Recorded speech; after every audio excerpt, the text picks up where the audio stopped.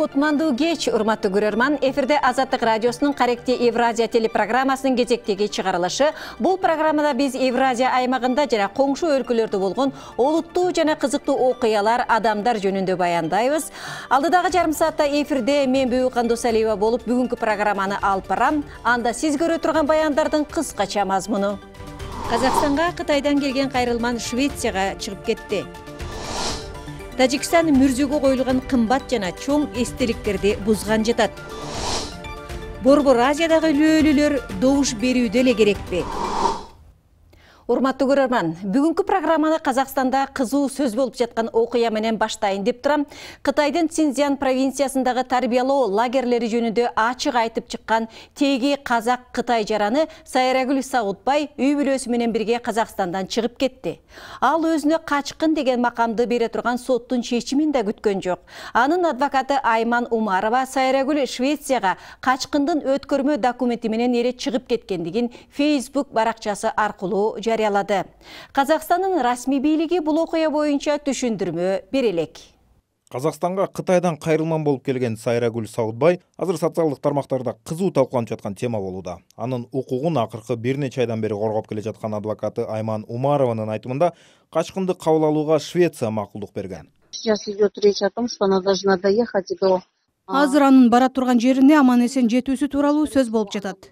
Ал баргандан кийин качкын макамын же убактылуу жашоого укук алууга арыз берет. Эң башкысы ал Кытайга кайтып барбай, Швецияда калышы керек. Биз бул боюнча баарынан жардам сурап кайрылганбыз. Бизге Швеция баарынан ыңгайлуу өлкө көрүндү. Анткени ал өнүккөн мамлекеттердин бири жана биздин өтүнүчүбүзгө эң биринчи болуп жооп берди. Бул жаңылыкты казакстандыктар бир кылка кабыл алган жок. Көпчүлүк эл муну бийлик үчүн маскара иш болду деп баалашты. Ал эми саясаттануучу Расул Жумалы Казакстан кайрылманды коргоп кала албаганы менен иштин ушундай аяктаганы жана баардык артыкчылыктар сакталганы жакшы болду деген пикирде. Биз Кытай тарап Сайрагүл Саудбайды кайтарып берсин деп Казакстанга басым жасагандыгын байкап турдук. Ал мамлекеттик кызматкер жана мамлекеттик купуя сырды алып жүргөн адам деп айтылганын да билебиз. Мен бул боюнча эки ача пикирди айтып жатканымдын бир жөнү бар. Себеби ага качкын макамы берилип, эң башкысы коопсуздугу жана эркиндигинин сакталганы менен артыкчылыкка ээ болду. Адвокат Айман Умарова Сайрагүлдүн жана үй бүлөсүнүн коопсуздугу үчүн окуянын чоо жайын ачык айткан жери жок. Швециянын Казакстандагы элчилиги да, Ички иштер министрлигинин миграциялык полициясы да үн ката элек. Сайрагүлдүн расмий Стокгольм берген убактылуу өткөрмө паспорт менен чыгып кеткени жана Казакстандын эч бир органы тоскоолдук кылбаганы белгилүү. Она едет по вот этому, называется... Сайрагүлдүн өзү убактылуу паспорт менен. Балдары жана күйөөсү Казакстандын жараны катары кадимки виза менен кетишти. Расмий органдар анын учуп кеткенин билбей калган жок. Ички иштер министрлигинин миграциялык кызматы билбей калышы мүмкүн эместигин мен айта алам. Анткени чыгууга уруксат берилип, мөөр басылды. Өлкөдөн чыгууга уруксат алып, ага эч ким каршылык көрсөткөн жок. Разрешение на выезд. И нам никто не препятствовал в выезде из страны. Кытайдан келген теги казак Сайрагүл Саудбай өткөн жылдын май айында кармалган. Ага Казакстандын мамлекеттик чек арасынан мыйзамсыз өткөн деген кино коюлган.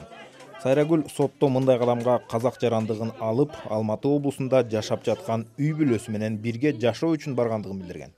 Кытай Сайрагүлдү мамлекеттик кызматта иштеп, Синьцзяндагы кайра тарбиялоо лагерлериндеги абал жөнүндө билгени үчүн өлкөдөн чыгарбай койгон жана аны кайра Кытайга өткөрүп берүүнү өтүнгөн. Анткени Сайрагүл ошол лагерлердин биринде иштеген экен. Бирок 2018-жылдын август айында Жаркенттеги сот Саудбайды камактан бошотуп, 6 ай көзөмөлдө болсун деген чечим чыгарган. Ошондон кийин ар бир 3 айда башпаанек издеген адамдын күбөлүгүн узартып турууга мажбур болду. Бирок Казакстан ал күткөн башпаанекти берген жок. Эми Тажикстанга келели. Бул өлкөнүн бийлиги көрүстөндөрдөгү мыйзамдуу чектен ашкан эстеликтерди, мавзолейлерди талкалаган жатат. Тажик өкмөтү 2017-жылы чыгарган көрүстөндөрдү кармоонун тартиби деген токтомуна ылайык мүрзөнүн узундугу 2, туурасы 1,5 метрден ашпашы керек. Андан тышкары мүрзөнүн үстүнө коюлган эстеликтин бийиктиги 1,5 метрден ашпашы жана ал үчүн атайын уруксат алышы керек. Мындай аракет тажик коомуна кандай таасир берүүдө? Кийинки видео баян мына ушул маселеге арналды. Тажикстанда кымбат жасалгаланган мүрзөлөр же эстеликтер аз эле. Анткени ислам дини мындай ашыкча чыгымга жол бербейт. Сурамжылоо айрымдарынын кымбат эстелик коюуга чамасы да жетпесин аныктады. Көз өткөн адамдын мүрзөсүн табуу үчүн белгилөө керек. Ал эми анын үстүнө эстелик коюу туура эмес. Эгер акчаң болсо, атаң менен энең үчүн эстелик гана эмес, бүтүндөй сарай тургузса болот. Эгер акчаң жок болсо, таш коюунун кереги жок. Мүрзө жок болуп кетпес үчүн таш коюу зарыл. Бул ар бир адамдын өз ыкласына жараша болот. Бирок чакан эстелик тургузуу жакшы. Мен билбейм. Исламда кандай жазылса, так ошондой болсун. Социалдык тармактарда болсо эстеликтер бузулат деген маалымат түрдүү пикир жаратты. Арасында сындагандар да жок эмес. Что за страна? Эми мүрзөлөрдү каза баштадыңарбы? Эмне деген өлкө? Көрдөн өлгөн адамдарды сууруп чыгып, мыйзамсыз өлгөнсүң, же мүрзөң документи жок казылган деп айткыла. Бирде салыкты айтышат, бирде мүрзө казышат, бирде интернетти, бирде сим карталарды кымбаттатышат. Өкмөттүн башка кылар иши жокпу? Такие глупости и делают. Юсуф Борбордогу көрүстөндөрдүн биринде эстелик такталарды жасайт.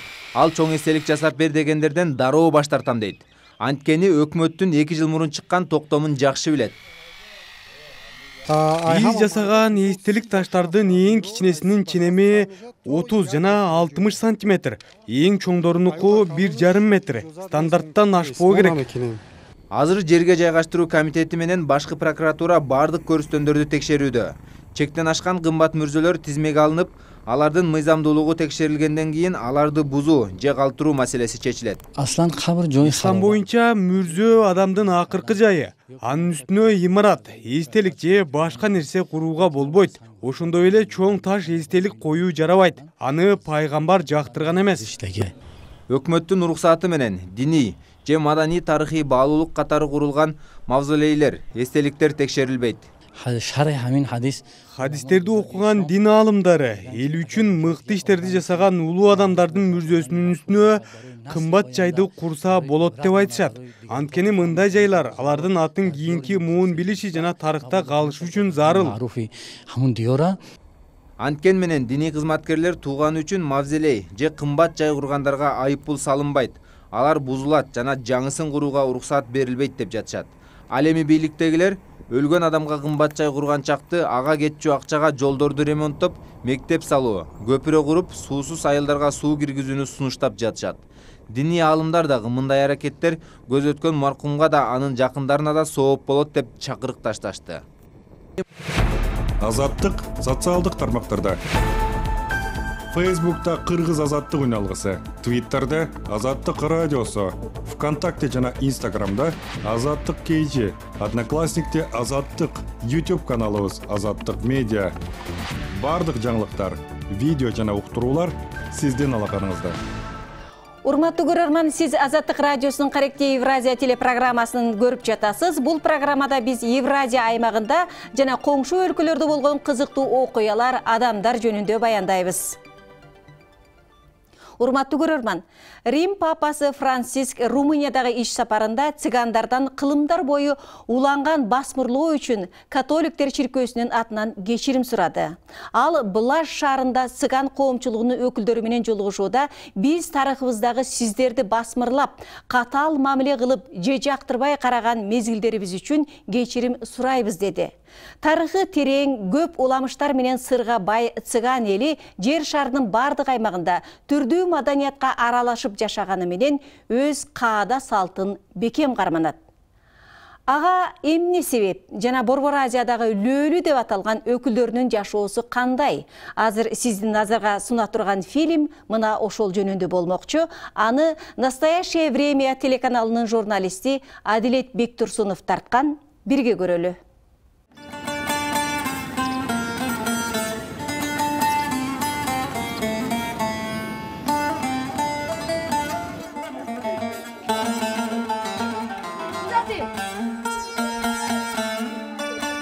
Жаңы күн башталды. Аялдар менен балдар ишке жөнөдү. Кайыр сураганы. Бул лөлү деп аталган элдин аялдары. Борбор Азиядагы цыгандар бул жерде ушинтип аталат жана алардын жашоосу көптөгөн уламыштар менен табышмактарга бай.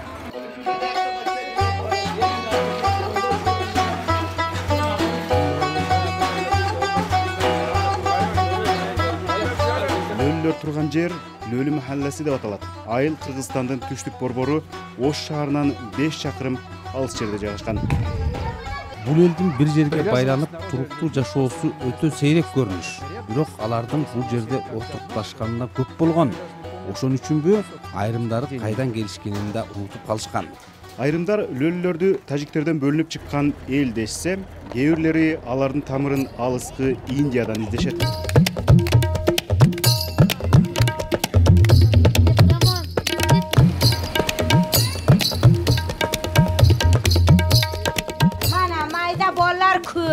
Биздин балдарыбыз көп, элибиз дагы бир топ. Индиялыктарга окшош бекен дейсиз? Ооба, окшош экен. Ооба, окшойт. Цыгандардын качан, кайдан келгенин билген киши аз. Ачыгын айтканда, аларды жакшы көргөн деле киши көп эмес. Анткени лөлүлөр кайры сурап жамбагышат. Анан бул ишке балдарын кенедейинен баштап үйрөтүшөт. Кээ бири кайры сурашат, кээ бири темир чогултат. Бүгүн 200 сом чогулттум. Почти $3.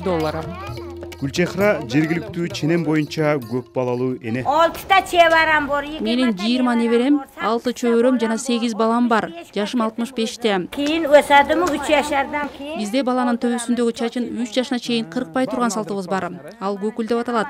Бала үчкө чыгары менен аны кыркабыз. Анан кой союп курмандыкка чалабыз. Пайгамбарлар ашундай кылганда азыз кылып.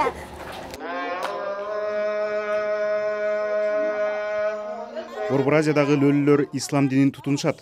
Бирок өздөрүнүн байыркы салттарынан дагы баш тартышпайт. Маселен, эркек иштебеши керек. Бул анын беделин түшүрөт. Үй бүлөнү багуу аялдын мойнундагы милдет.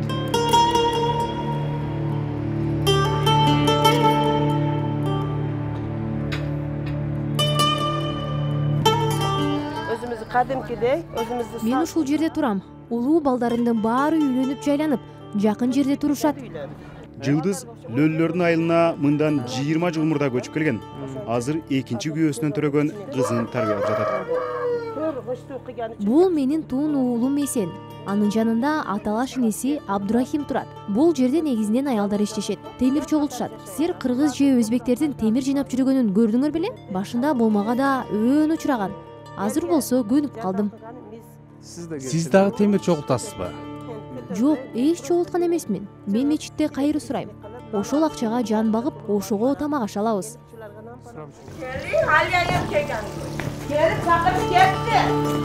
Кандай эсен? Жакшы? Жакшы. Эмне жаңылыктар махаллада? Бул аялыңызбы же? Иниң? Сестренка. Жылдыздын тун уулу Эсен ар кандай иш кылган жумушчу. 2 жума мурда үйлөндү. Бул жердеги көнүмүш боюнча 24 жашта үйлөнүү кеч. Ал той үчүн акча чогултту. Жакшы. Кечинде көчөгө сакма алып келебиз. Баягындай коёт, болду ошол менен. Жакшы. Үйлөнүү той үчүн чыгымды жигиттин үй бүлөсү тартат. Чыгыш тоюнда эле үлпөт аябай бапырап өтөт. Саламатсызбы? Кандайсыз? Жакшы, кандайсыз өзүңүз? Олтуруңуз. Рахмат, баары жакшы. Келгиле чай ичкиле. Чай ичип атасыз. Балдарга тамак берип атам. Алар талаадан жаңы эле келишти. Үй бүлөдөгү аял багарман болгону менен башкаруунун астында. Ал тургай келин болуп келгенде күйөөсүн кайры сурап багам деп ант беришет деген уламыш айтылат. Салт боюнча кайырчылык кылып жашоо биринчи бала төрөлгөндөн кийин биротула башталат. Ошондон кийин аялдын башына жоолук салышат. Аялдар иштей турган негизги жерлер базар жана кесилиш жолдор. Колу сунуп кайыр сурагандарды эл байкамаксанга салышат. Бирок ачкачылык аялдарды өжөрлөнө иштөөгө мажбур кылат. Чогулган акча бир жолку тамакка көп чап жетет.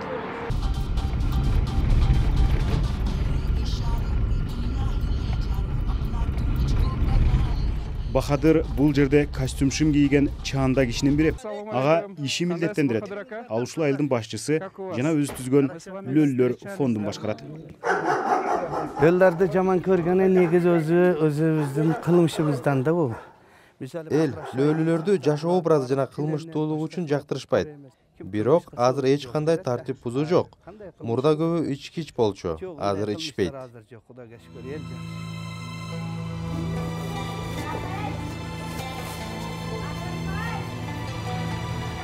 Лөлүлөр Индия менен Пакистандан келишкен. Бул айылга болсо 50-жылдарда отурукташкан. Азыр саны 800 кожолуктан ашып, 5000ге жакын эл жашайт. Оштогу айыл тез эле түптөлгөн. Совет бийлиги алардын көчүп конуп жүрүүсүнө тыюу салып, колхозго киргизип, иштөөгө мажбур кылган. Мурда биз талаада иштечүбүз. Буудай, пахта, картошка айдачубуз. Азыр колхоз жок, иш да жок. Лөлүлөр иштей турган иш жок деп айтууга болбойт. Алар күн сайын темир чогултуу менен алек. Алар үчүн темир алтынга айланган.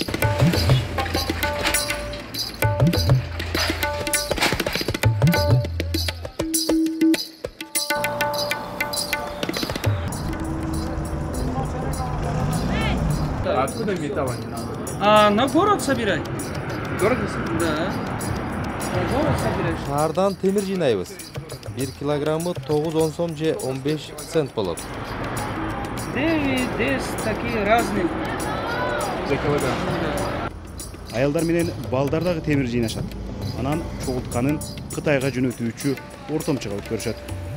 Ailede vakilette bütün sosyallikler alıyor satlarını misal çelik, belik, eski temir, velosiped, niye karışık olga temir atına gitkenizleri sonra löller akıldı. Olar çelik, calıgı, plakması çelik, çömü, canı izleyip apartır. Bu şey gamlen bulup akılıyor zaten. Kandaysınlar? Löller, аябай жабык коом. Чоочундар аларга аралаша албайт. Демек, алардын жашоо эрежесин түшүнүү дагы кыйын. Өздөрү бири-бири менен өзгөчө тилде сүйлөшүшөт. Лөллөр көңүл ачкан оюндардын бири короздордун урушу. Ал жумасына бир жолу өткөрүлүп турат.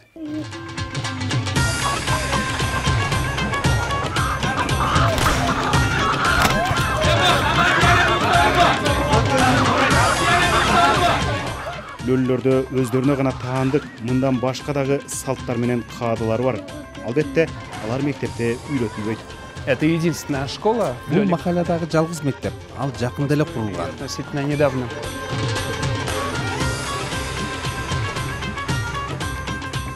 Слушать на таджикском языке? Нет. Мектепте окуу орус жана кыргыз тилинде жүргүзүлөт. В основном кыргызский языке. Айылдагы мектеп жашындагы 1,5 миңдей баланын болгону 3төн 1 гана окушат. Калганы мектепке батпайт жана ата-энелери окууга жиберишпейт. Арасында мектепти билбеген балдар көп. Мен азыр жарым контрагымды төлөшүм керек. Неме дегенде дипломго дагы акча беришим керек. Күйөөмдүн да атасы, апасы жок болсо, бир атам менен апама кыйынчылык болуп атат да. Мадина айылдагы билими барлардын бири. Педагогикалык коллежди аяктап жатат. Бирок өз мектебинен жумуш тапкан жери жок. Немеде университетте окудум Ошкуда, Юго-Востокто. Азыр мен документтерим бардыгын алып келсем, менин ордума башка адам алышты.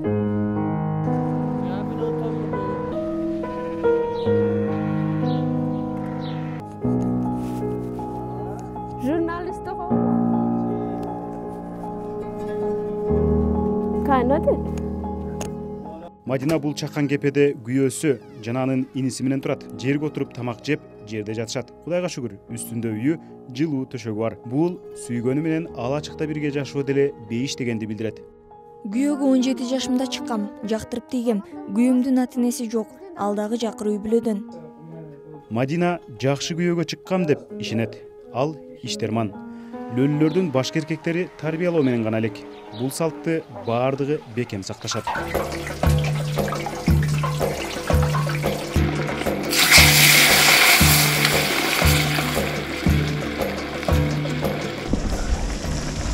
Самаркандский плов, да? Лөлүлөрдүн кечки тамагы үчүн самаркандтык палоо казанда бышууда. Аны коңшу Өзбекстандан келген меймандар демдеп атышат. Ал жакта Борбор Азиядагы лөлүлөрдүн көбү жашайт.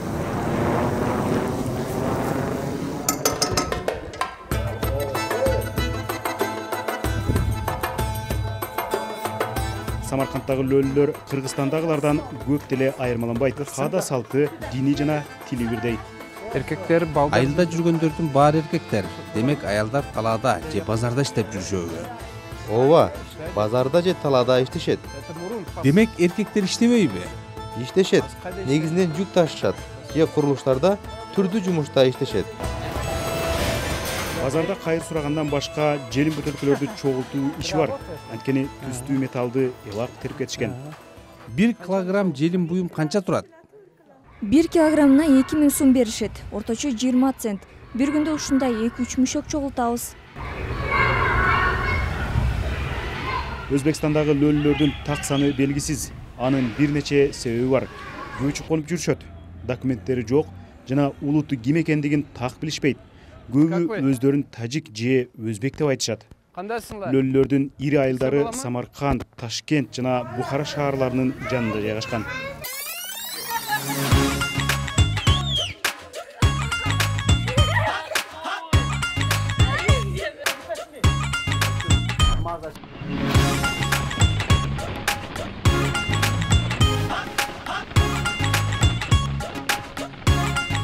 Бухаралык лөлө эркектердин таанымал эрмеги канаттууларды багуу. Алар көгүчкөн, бөдөнө жана урушка чыкчу короз багышат. Кана чуркагыла.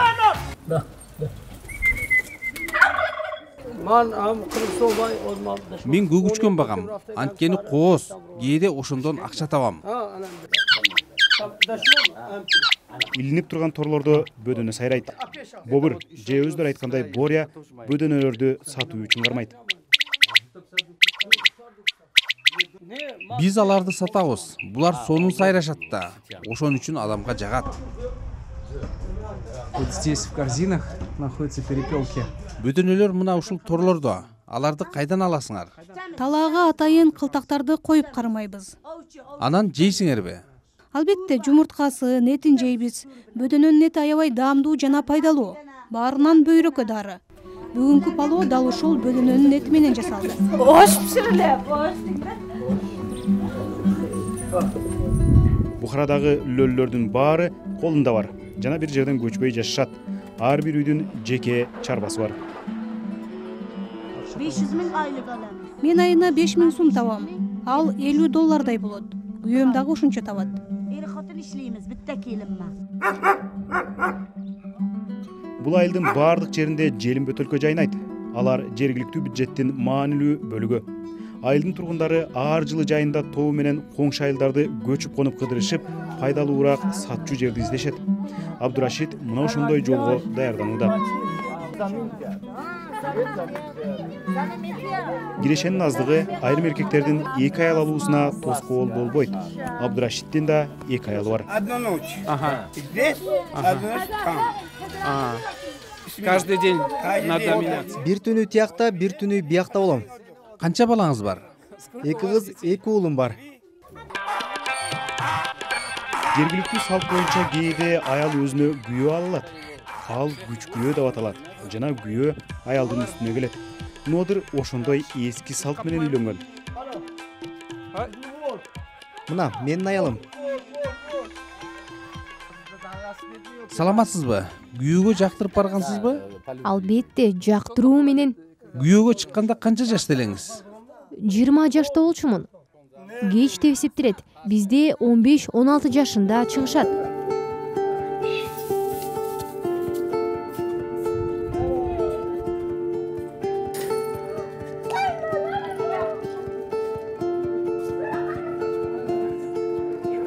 Эрте турмуш куруу көнүмүш көрүнүш.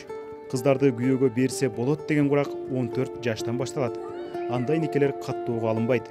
Паспорттогу мөөр маанилүү эмес. Эң башкысы салт сакталат.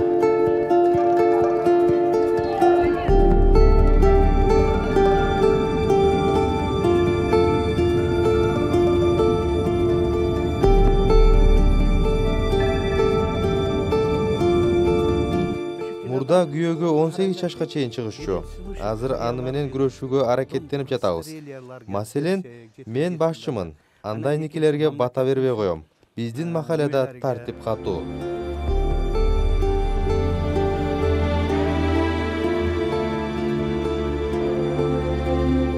Салт боюнча мындай никеге уруунун улуусу бата берет. Анткени лөллөрдө үй бүлөлүк иерархия күчтүү. Бахадыр мындай салттын баардыгын бузуп жатат. Ал иштейт жана көп аял алууга каршы. Я не хочу. Почему? Не надо лишний. Лишний. Лишний. Лишний жен? Лишний жен меня не надо.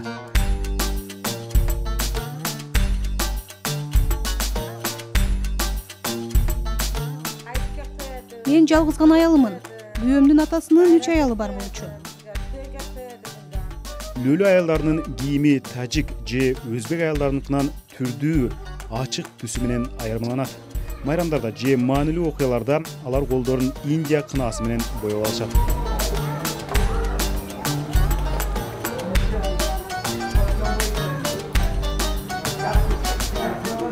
Жакшы тамоолорду пиширип, байрамларны. Бул байыркы салт. Бизге колдорубуз кызыл болуп турганда жагат. Аябай кооз көрүнөт. Мындай боек 1 айга чейин өчпөйт.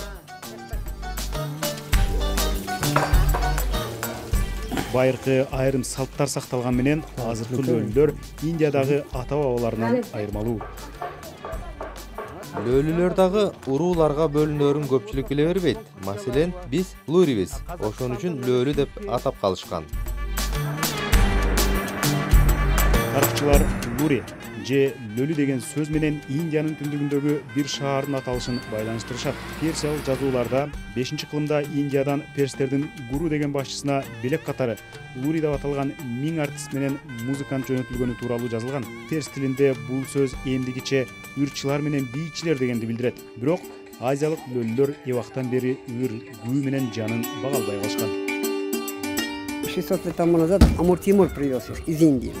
И они сейчас распространились, они забыли, что они... Аларды Амир Тимур 600 жыл илгери Индиядан алып келген. Алар куруучу менен уста болушкан.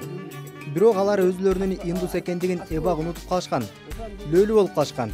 Мен бул жерде туруп өзүмдү Кашмирде жүргөндөй сезип кетем. Я чувствую здесь как будто в индийском городе Кашмир. Өзбекстандын Кокон шаарынын тургуну Мухаммад Джон 20 жылдан бери өлкөнү кыдырып, өтүкчүлүк кызматын сунуштайт. Көбүнчө лөлүлөрдүн айылына барат.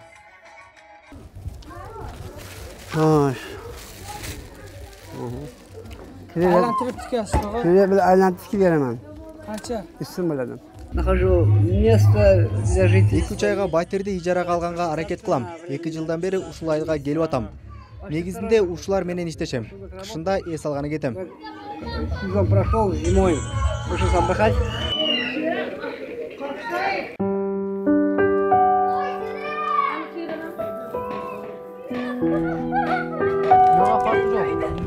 Айылга чоочун адамдар, анан да камера менен келишиптир деген кабар тараар менен тургундар борбордук көчөгө чогула башташты. Ар бири өз көйгөйү, сууга суунун, жашоого шарттын жоктугу тууралуу айтып беришти. Биз шайлоодо гана керек болобуз. Биздин добушубуз эле керек. Андан кийин бизди унутушат. Бизде спорт зал, бала бакча дегендер жок. Бир гана кичинекей мектеп жана ФАП бар. Бийлик аларды көзгө илбейт. Адамдар жактырышпайт. Лөлүлөр ошентип өздөрүнүн туңгуюк түйнөсү менен күн кечиришет. Азырынча бул жакта темир бар. Демек, сыган табору токочсуз калбайт.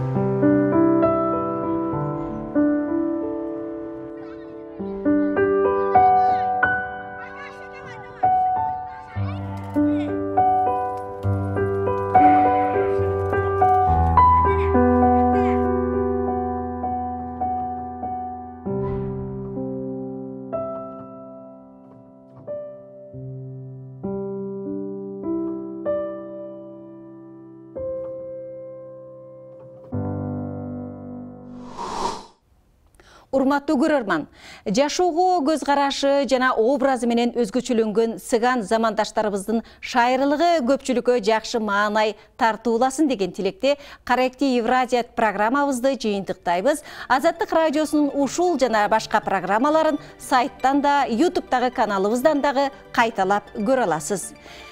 Сиздер менен жарым саат бою эфирде мен Бүйүкан Досалиева болдум. Кайрадан кезиккенче аман болуңуздар.